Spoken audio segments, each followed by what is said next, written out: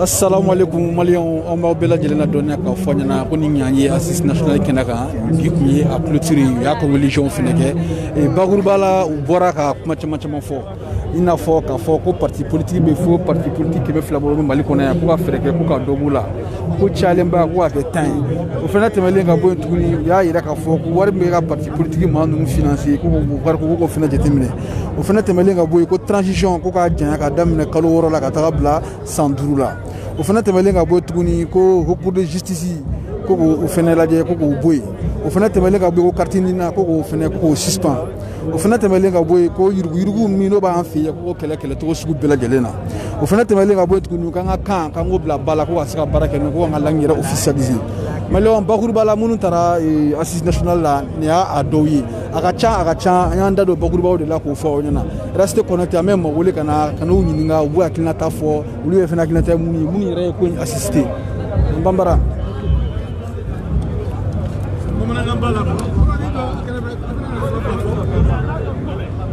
Gandhi malien. Gandhi. Gandhi. OK, amamene obe. Je prends Ah mais ça c'est pas une bonne position. Non, il faut venir un peu. Bon, on va reculer un peu. On va reculer un peu. Moi je peux résister mais ça c'est pas une bonne position pour une interview. Ça fait des binadou. On va parler je ne sais pas comment donner l'eau. On mourir pour la parole. Voilà, on est là pour résister et voir le meilleur, mais pas pour mourir ici. Voilà. Ok.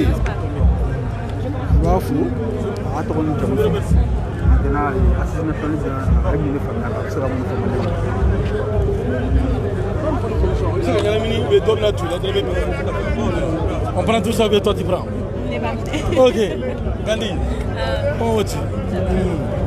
C'est prêt? Oui, c'est prêt. Banoula. Notre Elay dans tout le monde Koita. Nous Sinako Demna, syndicat national de commerçants d'État, mais groupe Merala nous est dans béton. Voilà.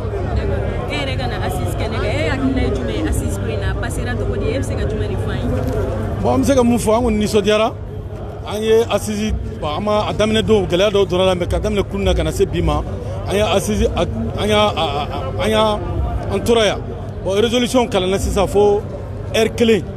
Bon, on be kuma amena kuma la on va faire waleyaw de kake résolution de kuma de 7 ans jamana dum be kuma ko akila fama tara parce que ali folo assise do be ke rapporteur de la kayelema kake akila woro mais zena abe komi a fora fidèlement amado abela mais ngonu ko be salmu ko kuma mun foro lu fora ame mun fo sisa oye aka appliquer président fele aka engagement ta komi jamana be rom na sa abe sambi sababo mo dalente fo la blé il fait avec Alini, n'y a pas de dans l'état. On va faire une surprise. Wale mun muna foni na kuma mun muna saba ka ke wale yo ka ke pour que jamana do la fia. Ah il fait go fait for refondation ko ka abekain no. Bon abekain chaman kan yala parce que amana ke tuko kuma chama ma ya resolula. No ye jago sira kuma ye no ye sécurité kuma ye no ye santé ko ye no ye socialier. Mais amu mun fo jamana tise ka clan abada ni sariya ma pato. Alma do et karsa de qui sago ke ninga boala olu be fora o maintenant comment fora c'est ça wale obna ke an yere ka yelema an yere jugo parce que amba fo jamana ka yelema mais mo staff ka yelema be de ba fe ka fin sur no yala be de ba fe e ka sanfe moy be de ba fe ka usani towi mo lu mo usani moy be be usani ka baradi mo ka barake ki yere yira barake qualité fo no fora ya ka fo barayro la e ka directeur e be do mobile ba ko no ka drogi ba ni vesudo ka so joro re tira kalantila anga ke jamana ka ke mu be se muna Sénégal baw diplôme ka doluma munu ye dabaya ni nogol neni ni kuma ka bola ka ke waleyaw kuma waleyaw de mana ke asisi ka kuma ka pato de bato jamana bo nogola suno ni ye sariya beta ni mo sunogora ate bo nogola ni ye sariya beta na ya ke nogol neni ante bo nogola ni ye sariya beta na ya ke jugay eta fe ka neye eta fe ka kuma ni mana kuma ni mito neni ante bo nogola ne ko nga kuma be ke mu fene munu mana asisi ka ro la jamana jugute jamana ye mɔgɔ miliyɔn 20 de ye mɔgɔ min bɛ a tɛ tɛmɛ mɔgɔ 1000 kan hali dɔw ma place sɔrɔ an kana bɔ yan ka taa kɛlɛ wɛrɛ wuli k'a fɔ a ma fɔ e mana munna e mana munna e nana mun nana mun mana an bɛɛ bɛ Maliko de la an k'an jija dɔrɔn minnu bɛ fɔ yan a ka bɔ sira fɛ an yɛrɛ k'an juguw yɛlɛma a kana taa wari minɛ ka taa média la ka nkalon tigɛ an kana taa sugu la ka feere kɛ ka fɛn périmé k'o feere ni fɛn mun kan ka feere an bɛna bɛɛ k'i jɔ i jɔyɔrɔ la faso dilan tɛ kɛ sɔrɔsiw dɔrɔn ye a tɛ kɛ juge dɔrɔn ye a bɛ kɛ bɛɛ mana i jɔyɔrɔ fa ka daminɛ kungo kɔnɔna la ka na duguba kɔnɔ an b'o de ɲini ani ko si tɛ laban ala ka se kɔ an bɛ nin fɛn fɛn fɔ ala de bɛ nin waleya mais ala ko adamadenw ma an ka kan yɛrɛ fɛ an ka jamanaw fɛ a bɛ komi an banno de la an b'o tɔɔrɔ de kɔnɔ jamana in kɔnɔ an ye ɲɔgɔn tɔɲɔ dɛ ka daminɛ an ka duw la ka taa se an ka baarayɔrɔ la ka taa se hali an bɛ ɲɔgɔn sɔrɔ yɔrɔ minnu na dɔw bɛ taama k'i sen da dɔw kan dɔw bɛ yan dumunikɛyɔrɔ la olu bɛ dɔw bolo olu ka fisa ni dɔw ye jamana jɔ la cɛkɔrɔba musokɔrɔba mɔgɔ ma fisa ni mɔgɔ ye mais mɔgɔ de bɛ mɔgɔ bonya denmisɛnninw ka mɔgɔkɔrɔba bonya mɔgɔkɔrɔbaw ka bɛɛ k'i mɔgɔ bonya i ka hakɛ kɔnɔ n'o kɛra an b'an yɛrɛ sɔrɔ jamana ye bɛɛ de ta ye finman jɛman denmisɛn maakɔrɔba mais an ka ɲɔgɔn bonya denmisɛnninw a ye dulɔ to yen a ka dɔrɔgu to yen a ka sɛbɛ kɛ a ka baara kɛ a kana kɛ dɔrɔn ka tuyau sɔgɔ ka boli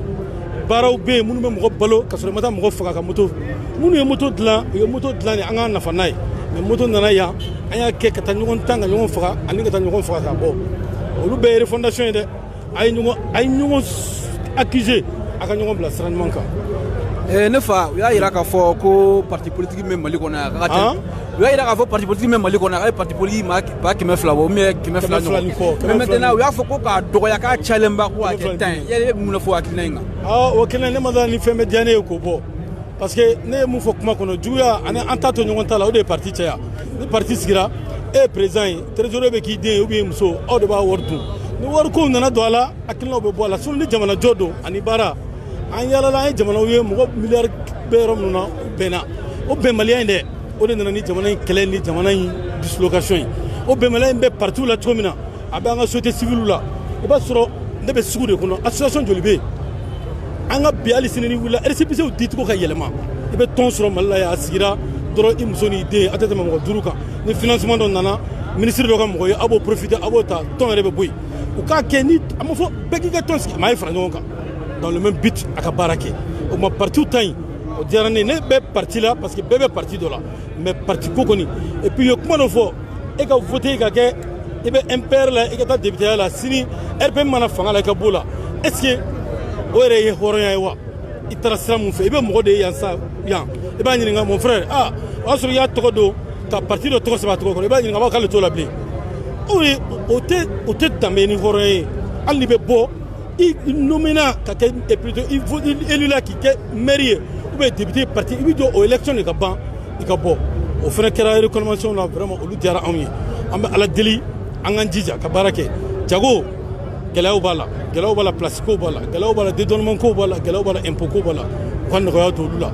anw bɛ tɔɔrɔ caman kɔnɔ mais ni gɛlɛya nana dɔrɔn jamanadenw m'u ɲɛsin anw de ma k'a fɔ ko gɛlɛya bɛ yen k'an y'a gɛlɛya ka sɔrɔ gɛlɛya b'anw de sɔrɔ yen an bɛ sɔrɔ ka gɛlɛya kɛ. d'accord o tɛmɛnen ka bɔ ne fa u y'a jira k'a fɔ ko carte ɲinako problème min bɛ yen k'u bɛna a suspend yali bɛ mun de sɔrɔ ka fɔ hakilina in fana kan. est ce que fɛn bɛ diya ne ye k'o bɔ ne ye san 2 kɛ n yɛrɛ bɛ ka carte ɲini n den bɛ États-Unis erreur kɛra ka carte la san 2 ni n ko ne tɛ mɔgɔba ye mais n ye jamanaden ko n sigilen bɛ Bamakɔ yan n wulila ka ko bɛ kɛ ma ɲɛ sɔrɔ a la fo ya quelques mois dɔ de ye n dɛmɛ a la jamana in n'an ka aventure ye problème sɔrɔ diaspora nina ko don mɔgɔw ka baara tiɲɛna u ka passeport banna k'u ka passeport renouveler u ka ninaw ma sɔrɔ ne kɔni u ye mun fɔ k'u bɛna supprimer u bɛna fɛn fɛn kɔni kɛ parce que yan ko yɛlɛmali t'a ɲɛ ye o ko mana yɛlɛma a bɛ kɛ dɔ wɛrɛw de ka nafa fana ye olu fana bɛ taa rôle wɛrɛ de jouer a la ka taa kɛ fɛn ɲini ye ko caman yɛlɛmana ko an ye tɛgɛrɛ fɔ ko caman na jamana in kɔnɔ dɛ a bɛ fɔ ko hali nin an bɛ tɛgɛrɛ fɔ o de to an ko yɛlɛmali ka kɛ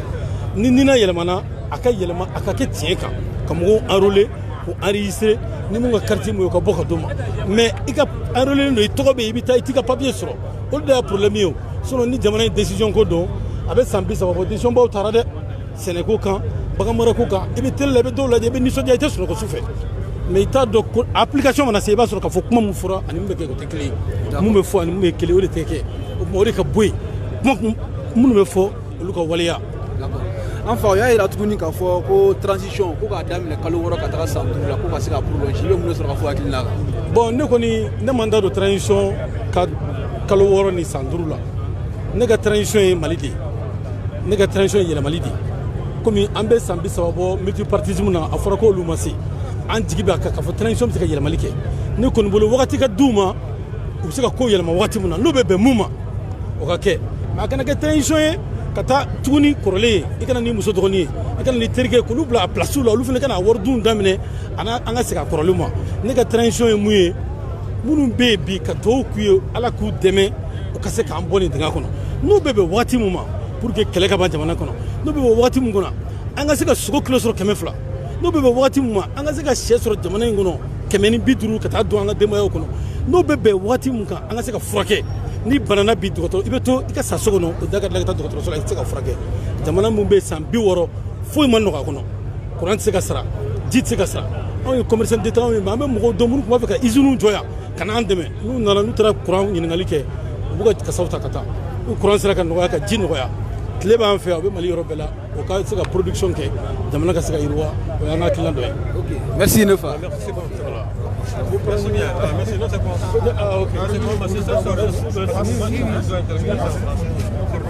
Comme moi je fais en bambara, lui peut faire en français, il est dans une en français. En français, 2 mots. Il est dans une... Excusez, non, allez-y. Ok. Je crois que... Il est simple, oui. Bonjour monsieur. Oui, bonjour. Oui, ça va. Et quel est votre nom? Je suis Marc Otozier-Goïta. Ok. Que pensez-vous de l'assise nationale d'aujourd'hui? Je n'ai pas compris. L'assise nationale d'aujourd'hui, okay. Quelle est la conclusion? D'accord, je suis là au titre du comité d'experts en charge de l'élaboration des valeurs du Mali. Je pense que ces assises sont en réalité une sorte de révolution en douceur de notre pays. Une révolution en douceur parce que en réalité on ne pouvait pas se passer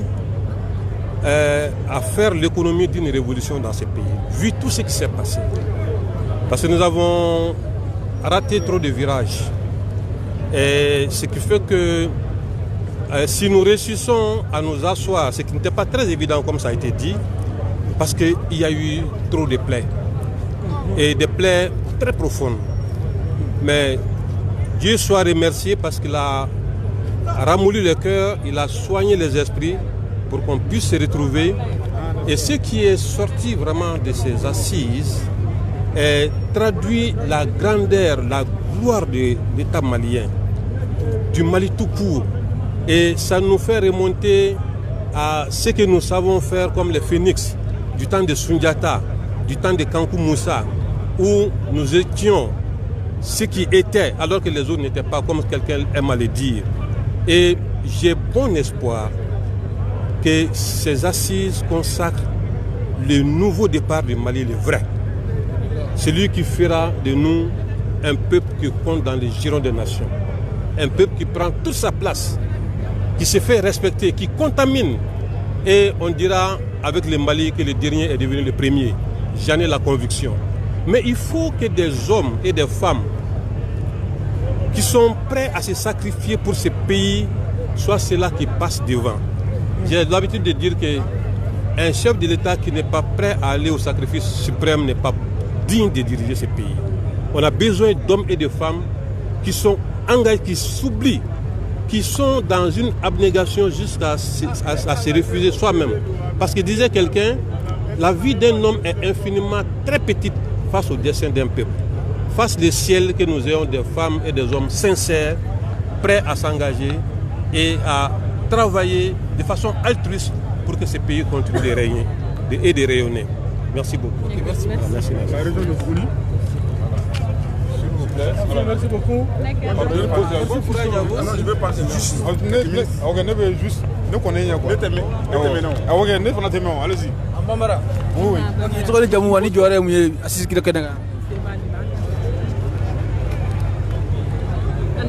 Amanula. Ntoko Shaka, Njamu Sangare.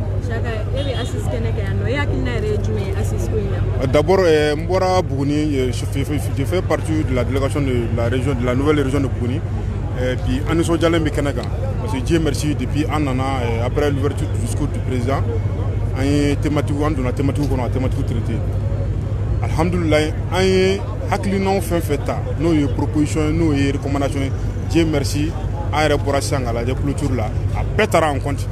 donc min b'an bolo k'a fɔ malidenw ye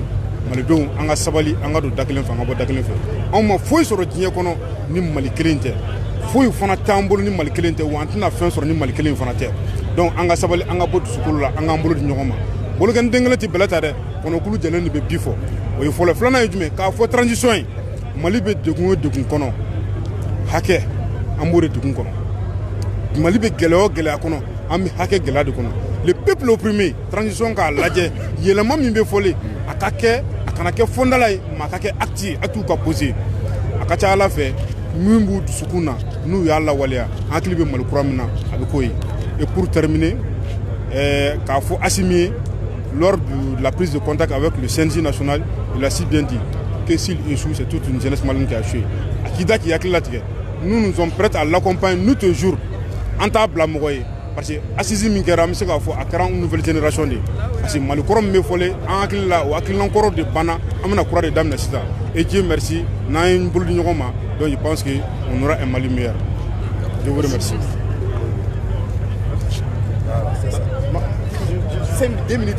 juste 2 minutes, juste. Manoula. Le tɔgɔ Seydou Diarra. Je suis le représentant des victimes de Covid-19 à l'assise nationale.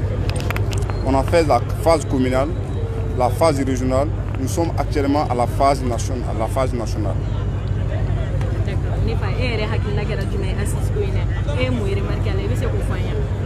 En fait, il y a fait de remarquer là. D'abord, je remercie les personnes qui ont eu l'audace de venir participer à l'assise. Et nous, on a fait parce que Maliou Fanando, il n'a pas un rêve. Mais mi jarane assise là. Oui, de fait que Maliou Jena kana puma nyogoni ka benkando ta uni nyogonche uri jarani. Mais mi ka siramine bengai mun tara no akanta bla karabaraba de kono ka datu ka kesti daso ka clef libaji la. Uri bi kan siram. Nous benga munu sabatlaya. Nous ya takabara kenai jamana betanye. Mais kelen ram fana fa malien yede Mali croate Mali ngura ko de fo malien ko do Mali croate Mali ngura ko na me fe Mali croate kana amu yere Mali ko na an ka yala ma folo ça commence par moi par toi par tout le monde nous tous ici ola an ka njugo yala ma an ka comportement bela jeli yala ma ka nyeshi Mali croate be nati ola jamana me développer am bo digen ngono ta sinon jamana nsegana de tout le monde le sait. Pour le premier mot à fort, merci. Mba Nolan Demso. Le troisième Mambe Dambélé. Voilà. Voilà, né Bora Espagne. Moi, Espagne est délégué. Le 17 et le 18, on est assise Keyen. Bon, comme moi j'ai été le modérateur, bon, il y a Blacana, donc comme tous les autres modérateurs, Nenana. Ne hakili espagnolu malien minnu bɛ Espagne olu ye fɛn min di fɔ ne ye ne nana o f'u ye o kɔfɛ ne fana ye atelier j'étais dans l'atelier numéro 2 donc an ye débat kɛ an ye débat bɛɛ lajɛlen kɛ on a tout suivi donc ye ɲininka ko hakili ta kɛra min ye je crois que c'est pas une première dans les assises mais vraiment ni assise ni comme c'est dans notre temps, dans mon temps, donc à Kéramné Bologna Sodjabaye, parce que vraiment, à que démocratiquement, mim fait, à discussion ni fait nous donc au Djarane au Kosovo. Bon, min Djarane au Kosovo, c'est la partie des immigrés. En Menumbi Kofé, en bas dans Ambitchomina. Bon, ni Mali sera qu'en considérer min faux. Nous serons considérés au niveau même en Mounoumbi Kofé, si c'est nous, élection, nous avons diaspora, et région pour les élections, peut-être un député, et puis vous pouvez faire comme il y a un fin là, au Cadiné. Mais en Espagne, il y a Sarada, il va se les 80% ni minti forobara la obi construction la ya famu donc ni an bɛ fɛ ka an sigi an ye min kalan yen nɔ an bɛ fɛ ka na n'o ye yan bon an ye discussion minnu kɛ u bɛ ka k'olu favoriser anw ye o ka di anw ye mais ce que anw fana bɛ min dɔn parce que anw bɛ kɔfɛ an taara an bɛ baara min na an b'o dɔn n'i ye se k'an ye an bɛ sin k'o baara ta directement ka na ce que moi ne ye min fɔ ani an ye espagnol bɛɛ ye min fɔ dans Mali agriculture ni agriculture m'a modernisé avec la maîtrise de l'eau anti jamana si tɛ développé ni agriculture tɛ i ye n faamu donc agriculture sɛnɛ a kɛcogo par exemple n'i y'a ta par exemple un exemple seulement n'i ye kɔɔri sɛnɛ na ninnu ta ni sanji nana ni kɔɔri sɛnɛ ni kɔɔri banna u bɛ mun kɛ san tɔ kɔnɔ rien donc il faut la maîtrise de l'eau ka kɔlɔn sen ka irrigation moderne kɛ ni kɔɔri bɔra yen i bɛ fɛn wɛrɛ kɛ o fɛn fana bɛ mɔgɔ nafa donc nous ji b'an bolo kɔlɔn an bɛ se ka kɔlɔn sen cogo suguya bɛɛ la an ka dugukolo ka ɲi an ka fɛn bɛɛ ka ɲi donc c'est seulement une réorganisation ni réorganisation sera ka avoir la maîtrise de l'eau ka sɛnɛ avancer ka sɛnɛ moderniser donc o bɛ diya anw immigré ye an bɛ segin n'an seginna ka na an bɛ na et puis an b'a décider an y'a kɛ yen n'a y'a sɔrɔ par exemple dans toutes les communes n'u bɛ se ka 100 hectares di immigré espagnol immigré bon n bɛ n ta fɔ mais n b'a dɔn yɔrɔ tɔw fana bɛ se min na olu fana b'u kɛ mais an kɔni ye n bɛna min projet sigi sisan dans toutes les communes u ka essayer ka 100 hectares bila commune bɛɛ la pour les immigrés donc an bɛ min dɔn yen fɛ an bɛ segin ka n'o baara yan n'an nana o baara yan ça va non seulement aider les autres à mɔgɔ minnu bɛ yan k'olu kalan yaasa ka faso yiriwa ne kɔni nisɔndiyalenba bɛ taa ni ala sɔnna ma ne ye min ye yan fana n bɛ segin ka taa n'o ye yen bon an ka dugawu kɛ ala ka nin kɛ mali kura daminɛ ye an ka wuli ni fanga ye an ka wuli ni surtout le patriotisme faso dugusu ka don bɛɛ lajɛlen na n'o kɛra Kimba y'a fɔ cogo min na bɛɛ bɛ dɔɔni min kɛ n'o kɛra o bɛ kɛ fɛnba ye donc ne fa kɛrɛnkɛrɛnnenya la komi aw yɛrɛ minnu bɛ kɔfɛ carte ɲini ko gɛlɛya bɛ aw kan kosɛbɛ u kɛlen ka carte ɲini problème fɔ o yɛrɛ bɛ mun kɛ aw yɛrɛ ayi kabi carte ɲini ko fɔra a fɔra ko a jɔra ne yɛrɛ dɔn min kɛ i tɛ se ka da la ne yɛrɛ dɔn min kɛ i tɛ se ka da la carte ɲini mɔgɔw taara bon a tɛ se ka ɲɛfɔ quoi ni n ko n b'a ɲɛfɔ i ye par exemple e bɛ baara la baarakɛ yɔrɔ min na i ka papier i ka sɔnni i ka contrat ka renouveler u b'a fɔ i ka na ni papier min ye ou bien i ka passeport renouveler u b'a fɔ ko nina i bɛ taa nina ko la olu b'a fɔ ko passeport c'est-à-dire mélange min don n'u sera ka nina ko bɔ a la ka carte d'identité biométrique ko don a la anw kɔni bɛ lafiya ɲɔn tɛ n b'a f'i ye tuma dɔw mɔgɔ dama min ka baara tiɲɛna nina ko la ala yɛrɛ de b'a dɔn bon ani mɔgɔ dama min ka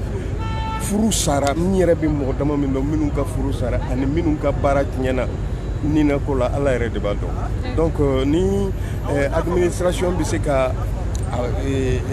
papier yɛlɛma ko ninnu faciliter mais je crois que comme u y'a fɔ ko ni élection bɛ kɛ sen wɛrɛ an bɛ se ka an don député ni fɛn ninnu na je crois que ça va nous favoriser donc ne b'a bɛɛ fo je salue tout le monde ala ka hɛrɛ k'an bɛɛ ala ka nin kɛ mali kura tali ye merci bien merci merci tanti d'accord Anula ne ba nse yɛrɛ tilenna i tɛ tɔgɔ n'i jamu fɔ an ye ne tɔgɔ Adama Cekoro Kafunɛ Fanɛ paranti faama muso fɔlɔ min kɛra paranti ye Mali kɔnɔ ne de don bon n ye parantiya kɛ n ye mécanicien kɛ pour le moment hali sisan n bɛ mécanique kɛ ne bɛ min fɔ Mali faamaw ye u k'u janto dɛsɛbagatɔw la k'u janto fantanw na anw ye fantanw de ye se si t'an ye a fɔra ko n'i ye baara kɛ k'i niyɔrɔ bɛ Mali la anw ye baara sugu bɛɛ kɛ i y'a dɔn muso mécanicien kɔni o ye baara dan ye dɛ san 13 n bɛ parantiya la ne bɛ mobili bɛɛ boli k'a daminɛ mobili misɛnninw na ka taa fɔ citerne na ne b'a boli mais moyen tɛ se tɛ n ye choc sɔrɔ mobili baara la n kɛra handicapé ye n tɛ se ka foyi kɛ n yɛrɛ ye tuguni logement social nana ne ye n tɔgɔ sɛbɛn a la siɲɛ 4 n ma se k'a sɔrɔ mais mɔgɔ dɔw bɛ yen olu y'a sɔrɔ 3 dɔw y'a sɔrɔ 4 k'a bila location na donc ATT y'a dabɔ fantanw kama mais o y'a bɔ fantanw ka niveau la sisan a kɛra ni se t'i ye i t'a sɔrɔ n'u ma o ko sugu ninnu dabila Mali kɔnɔ Mali se ka taa ɲɛ puisque ni kɔ mɔna ni kan min jɛgɛ bɛ tila n'o kan Mali ko bɛɛ ye ni somɔgɔ tɛ fanga la ou bien fɛn t'i bolo i t'i jate a jateminɛ an ka école ma école n'i ye kalan kɛ i kana da kalan ma dɛ i ka fɛn wɛrɛ kɛ min tɛ kalan ye i ka diplôme u b'a feere mɔgɔ wɛrɛ ma k'i bololankolon bɔ fantanden dama min bɛ ɲɛji la u ye kalan kɛ u ka diplôme b'u bolo u ka diplôme yɛlɛma ka kɛ mɔgɔ wɛrɛw ta ye ou bien k'u ka diplôme b'u bolo u ma baara sɔrɔ n'a fɔra k'e fantanden dɔ k'e mɔgɔ bɛ baara la i ka 3 millions 4 millions san o se tɛ yen yala a bɛ gɛlɛya u bɛ minnu ta k'u don baara la a dɔnniya t'u la a kalan t'u la dɔgɔtɔrɔsow kɔnɔ u bɛ tilen ka mɔgɔw faga fura min min b'an kan u b'o k'o la puisque kalan t'u la dɔnniya t'u la o tɛmɛnen kɔfɛ ka bɔ yen n bɛ min fɔ faamaw ye cɛ ye carte nina ko fɔ carte nina nana ko k'a bila carte d'identité place la wari bɔ t'a la mais o y'a kɛ wari ko ni wari t'i bolo i t'a sɔrɔ n'a dun t'i bolo i ka foyi t'i ɲɛnabɔ u k'o dabila surɔfɛn ko u k'o dabila Mali kɔnɔ o mana bɔ yen an ka dɔgɔtɔrɔsow nɔgɔlen don ɲɛgɛn tɛ yen ji tɛ yen courant yɛrɛ tɛ yen dayɔrɔ ɲuman tɛ yen k'a daminɛ Pongé ka na duguma dɔgɔtɔrɔso la Pongé ni Gabriel Touré min ye dɔgɔtɔrɔsobaw ye a si tɛ sɔn n'i taara i b'a sɔrɔ u kɛlen bɛ ka nɔgɔ de kɛ mana finmani kɔnɔ k'a fili puisque ɲɛgɛn tɛ yen ji tɛ yen ne yɛrɛ y'o seere a bɛ siɲɛ 4 bɔ o n'a ɲɔgɔn caman o tɛmɛnen kɔfɛ ka bɔ yen anw ye mobili baarakɛlaw de sira t'an bolo n'i bɔra k'i bɛ taa Dakar i b'a sɔrɔ mobili min ye accident kɛ sira kɔfɛ a bɛ 10 000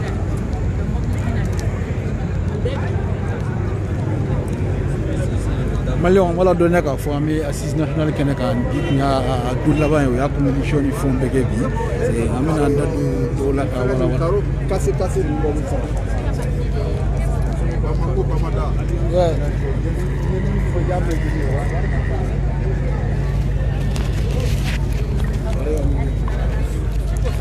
Oui, ça va? Ça va? Aduro ça va? Ça va. Voilà, si président Malien on a yana do qui sont folo. OK, né Aramadi Koé. Jeunesse M5 RP. D'accord. Et biame assise nationale kenega et yo communication ngalabi. Yali baguru babunu tarabi e saka muno soro ka fa Malien ya assise Ah alhamdulillah rabbil alamin. Assise min kera Mali kono. Bon, an ka jateminɛ na sigafɔ foyi ma deli ka kɛ min ye nin bɔ parce que sigafɔ in na an ye kuma fɛn fɛn fɔ atelier kelen-kelenna bɛɛ lajɛlen na atelier 4 de tun bɛ yen an ye fɛn fɛn fɔ u bɔra ka na bɛɛ kalan an ye k'a lajɛ n'a sɔrɔ ni fili b'a la an ko fili t'a la donc u y'a discours bɛɛ kalan fɛn fɛn kan ka kɛ sababu ye ka na ni hɛrɛ ye jamana kɔnɔ u nana n'o sira de ye fɛn fɛn bɛ na ni bɛn ni kelenya ye jamana kɔnɔ u nana n'o sira de ye u y'o kuma de fɔ vraiment ne bɛ fɛn min fɔ maliyɛnw ɲɛna wallahi an kan ka se ka fɛn min kɛ nin ko la o ye ka wulikajɔ de sabati an nana laɲini min kɛ n'a laɲini ma appliquer parce que Mali ko caman bɛ yen a bɛ kɛ a bɛ fɔ mais application de ye problème ye donc pour que a ka appliquer jamana kɔnɔdenw de b'u hakili to a la an dun y'a ye président ko ko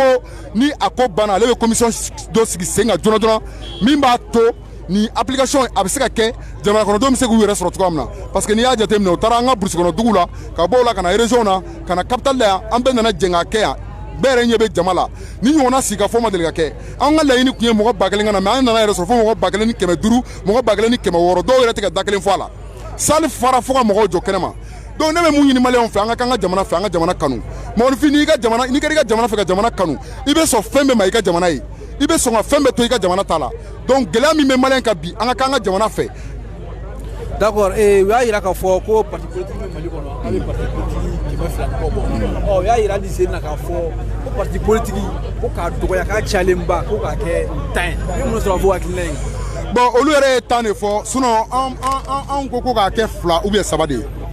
parce que politique ma foyi ɲɛ jamana in kɔnɔ n'i y'a jateminɛ san 30 an bɛ problème na san 30 jamana bɛ politicien bolo san 30 mɔgɔ kalalenba bɛ jamana kɔnɔ san 30 bɛɛ ko k'ale kalannen don ale ye fonctionnaire ye bɛɛ ko ale taara droit kɛ kɔ kan ale ye droit kɛ Mali kɔnɔ an m'a jɔyɔrɔ la foyi jamana kɔnɔ an y'a ye Assimi min ye sɔrɔsi ye o ka kalo 3 ka fara Choguel Kokala Mayiga kan kalo 3 dɔrɔn an ye kɛlɛkɛ avion y'an kunna an ye dɔgɔtɔrɔso équipé an ye énergie appareil nalen an ye fɛn caman de an ka jamana kɔnɔ o de la an ye laɲini kɛ transition in san 5 o ka kɛ a normal ye mais a nɔgɔmani o ka kɛ san 3 ye parce que vraiment an ma ni ɲɔgɔnna pouvoir sɔrɔ fɔlɔ Modibo Keyita bɔlen kɔfɛ a la.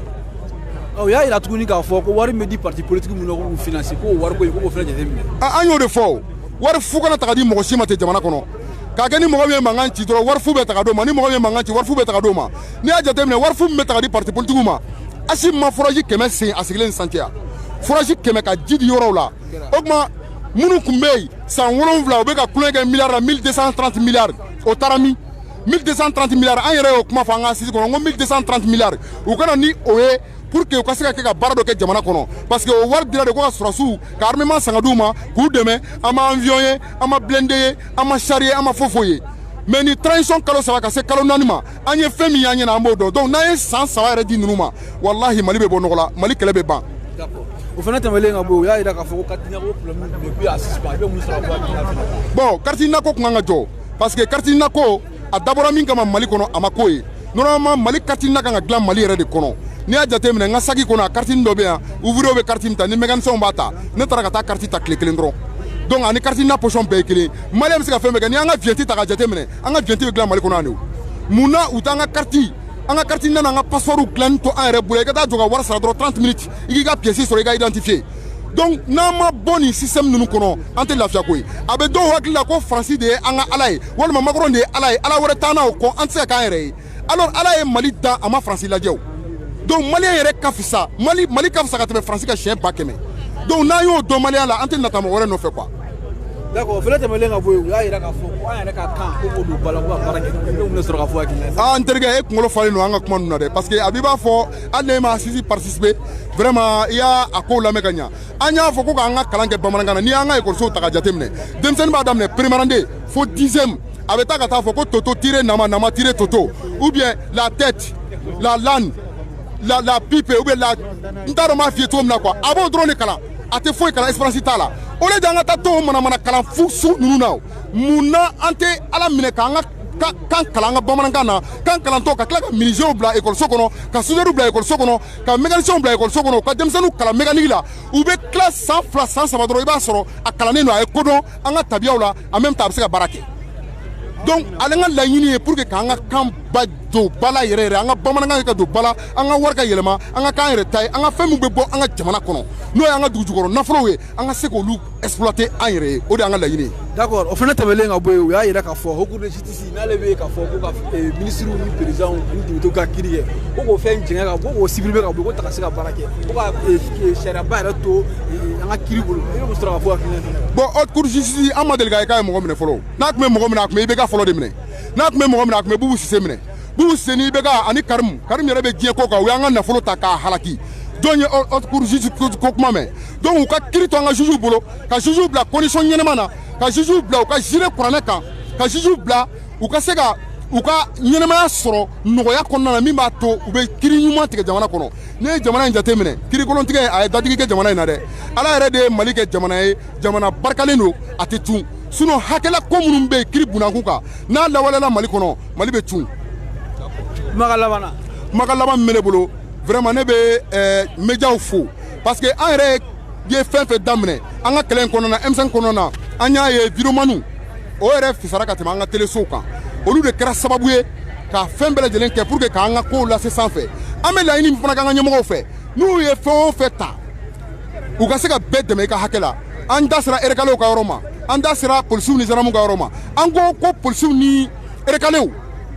u ka erekalew bila u ka droit kɔnɔ parce que u ye tenue de ta Boubou Cissé de y'u tromper ka bɔ u ka fɛn na ka antaraki ka di mɔgɔ wɛrɛ ma san'u ka formation ka taa u k'u ta o ye kelen an ka Tɛtɛbugu min bɛ ka jɔ tan fu u ka taa Tɛtɛbugu ɲɔgɔnna jɔ kɔlɔnkɔnɔna na ka malo sɛnɛyɔrɔ kɛ yen mɔgɔw ka taa sɛnɛ kɛ ka jeunes don baara la wa Tɛtɛbugu minnu jɔra sisan u k'a di école maître surasi gardi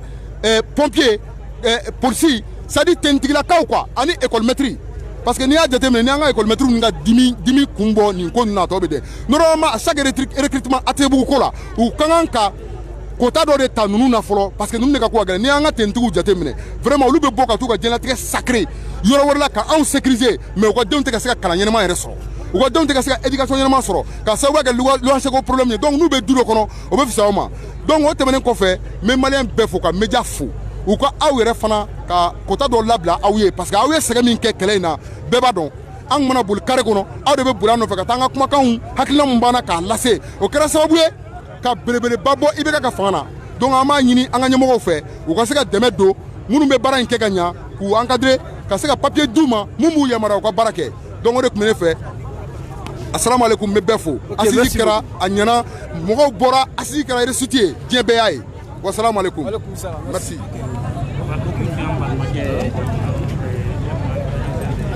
Ok, an suite wali jamu anche ne tɔgɔ Musa Bokum. Ok, abi an filɛ assise nationale kɛnɛ kan bakuruba la e ye mun de faamuya ne yɛrɛ ka proposition kɛra mun ye i bɛ se k'o fɔ an ɲɛna. Ne ka proposition kɛra mun ye assise na o de ye u ka fɛɛrɛ bɛɛ lajɛlen kɛ kiiri tigilamɔgɔw ka se ka kiiri tigɛ cogo ɲuman na n'i ko jamana i b'a fɔ ko kiiri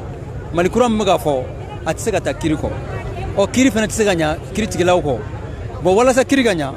anw bolo fɛn fɔlɔ mun ka kan ka kɛ o de ye jamana kɔnɔden bɛɛ ka bɔ sariya dɔnbaliya kunfana o bɛ se ka kɛ cogo di fo sariya kafew bɛ kan mun na o kan ka kɛ Mali kan ye n'o ye bamanankan ye u bɛ to k'a fɔ expression latine dɔ la ko nemo sans suture ignorera les légumes nul n'est censé ignorer la loi ko maa si man ka to sariya dɔnbali ye ne ko n ko kuma in ka ɲi maa ma dafa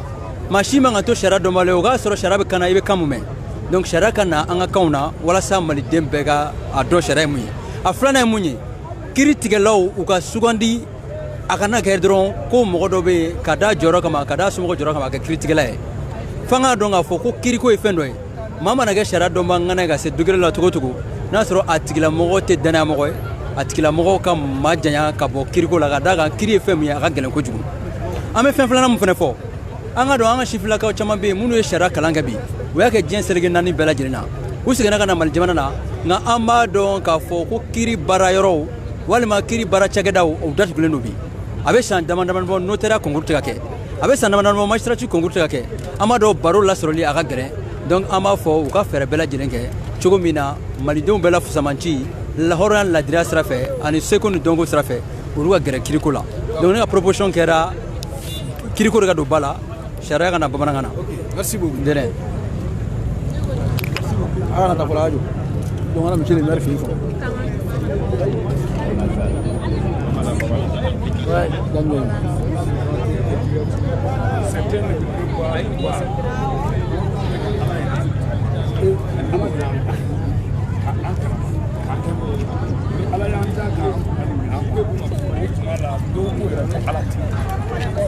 n'a fɔra ko jamana kɔnɔ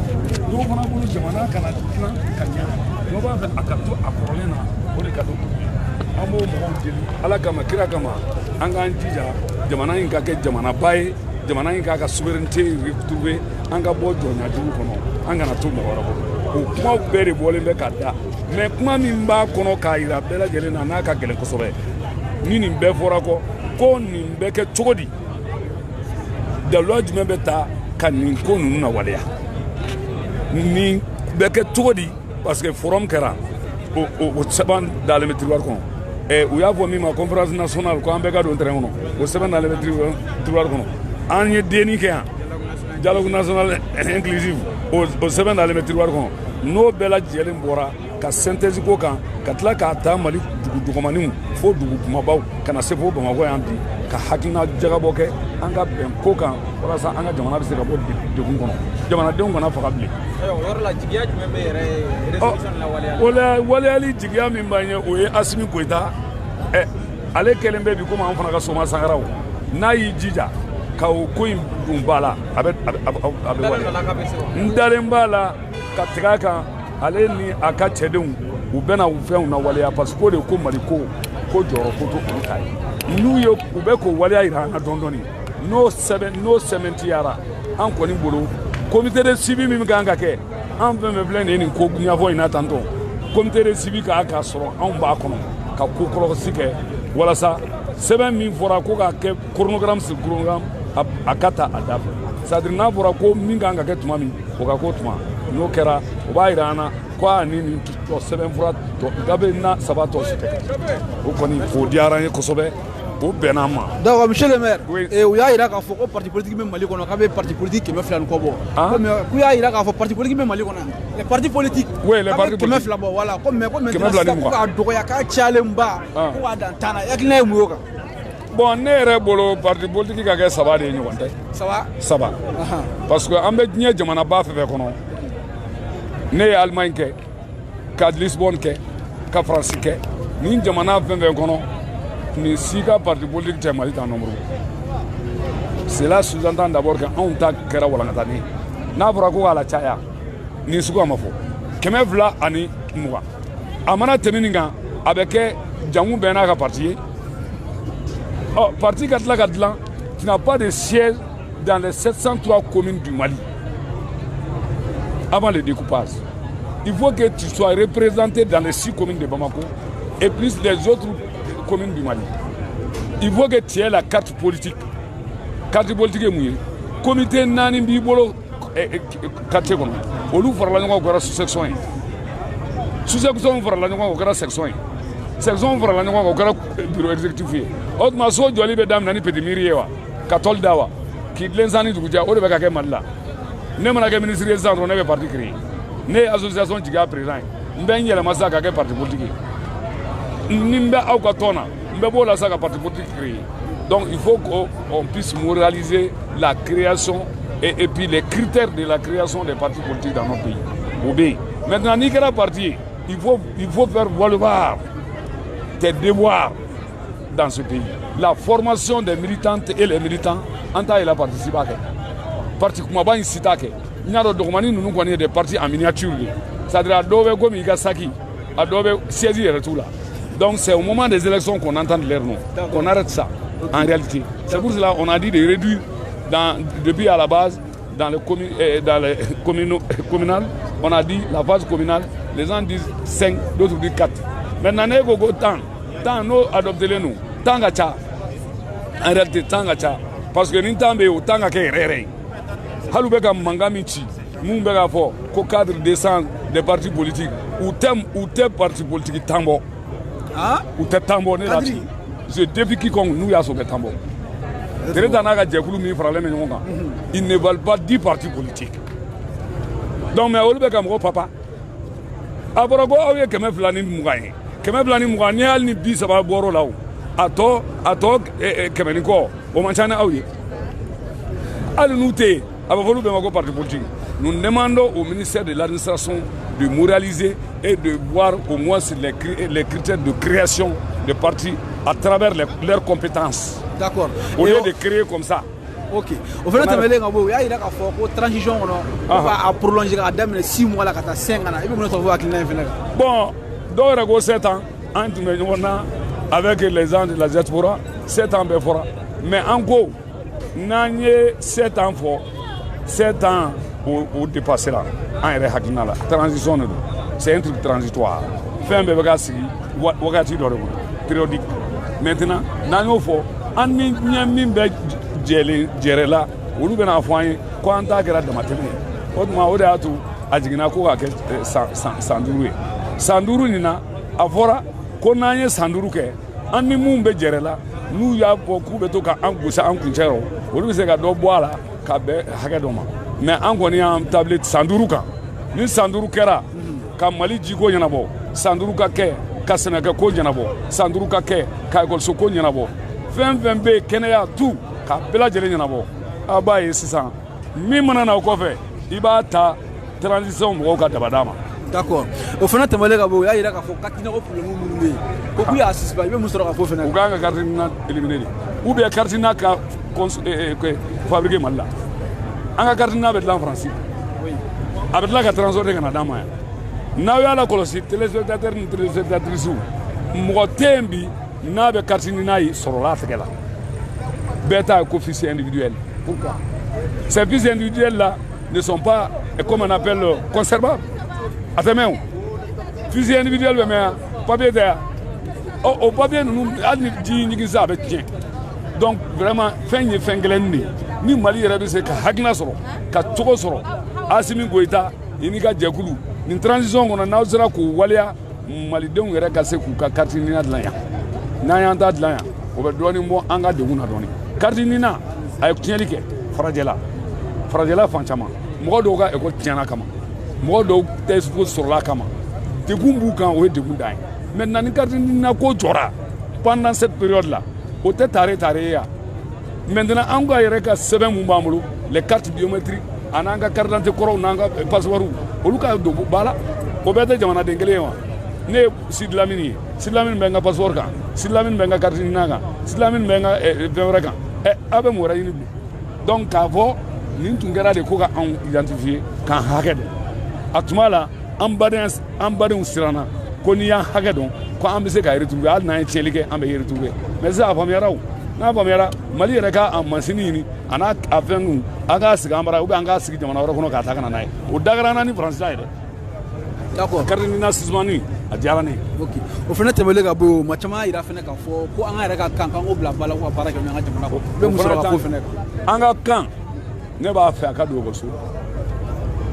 ala kɔlɔsi dɛ discours bɛ kɛ n'i ye anw fɛn bila kɛmɛ sarada k'an ka segin a ma k'a yɛlɛma bamanankan na a bɛ k'i bolo baara yɛrɛ i bɛ kuma caman mɛn dɛ tubabu yɛrɛ bɛ ɲini ka na bamanankan dɔn ni anw ye awɔ parce que tubabu bɛ bamanankan dɔn na anw ye mun na e bɛ cɛ fɛn bɛ CICB kɔnɔ ani muso bɛ yan e k'u ɲininka bani ko buteli tɔgɔ bamanankan na buteli tɔgɔ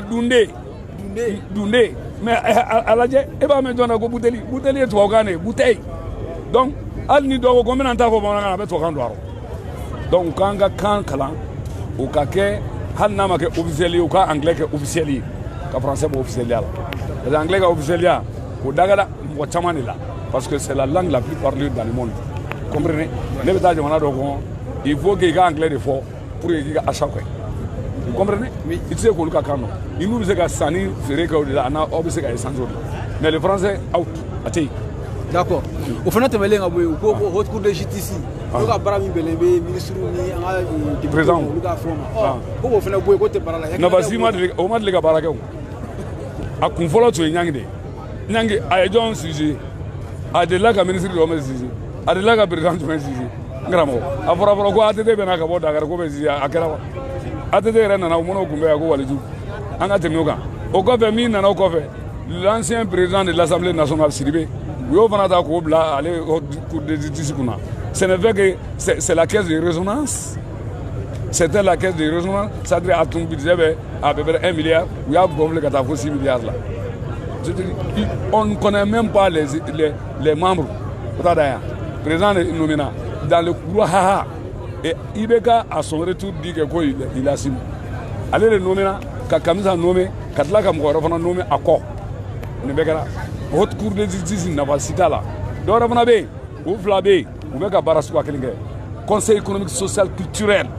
Maliens depuis les Maliens les 98% des Maliens 19 s'ils connaissent le rôle du conseil économique social culturel a dun bɛ yen Katile bɛ min président la bi a bɛ yen a bɛ ka mun kɛ au conseil des collectivités depuis 2007 an n'u taara députéya la anw ka députéya tuma olu sigira fo bi ça fait 14 ans o bɛ yen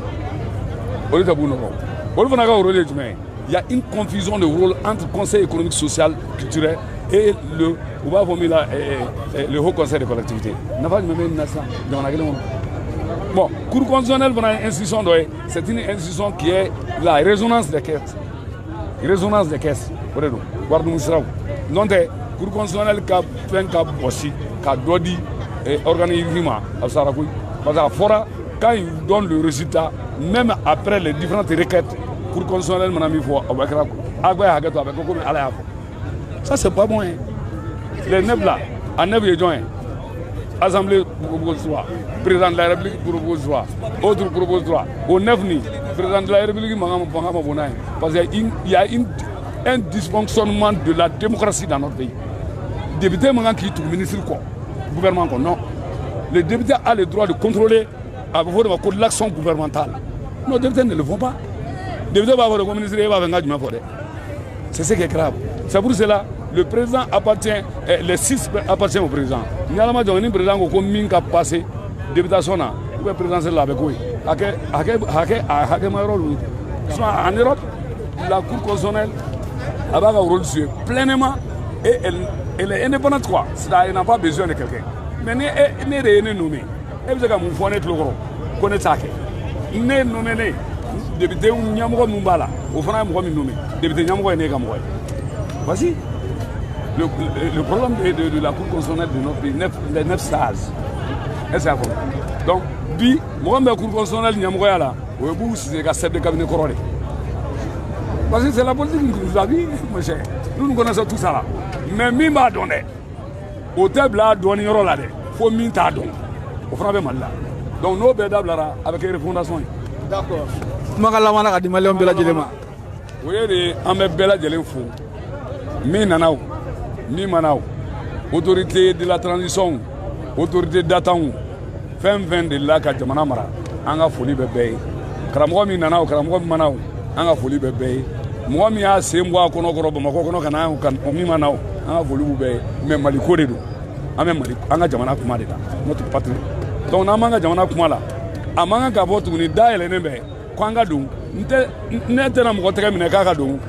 Bete daele no ni vie nte. Beka do.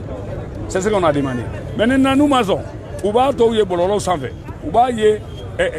télé ou là. Ou tna do famu. Oh, do na taula. Ni ne ko ni ko nya ubena walea. Sokale ko kala maiga. Ni ko nya nde kanka walea. Asimi ko ita. Ni ko nunu nde kanka walea. Nunu ngana de saka walea. Ni mi fora ni résolution nunu na. Oluka ke. Nous ma ke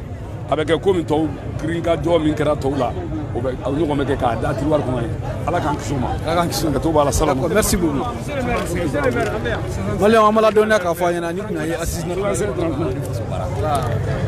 dunya ya assist kene ka bi ambara ma wi chama fo bela jele ga tata la ye bagulba munu fo ambara ka fo bela jele do assalamu alaikum ma kambe an. Merci.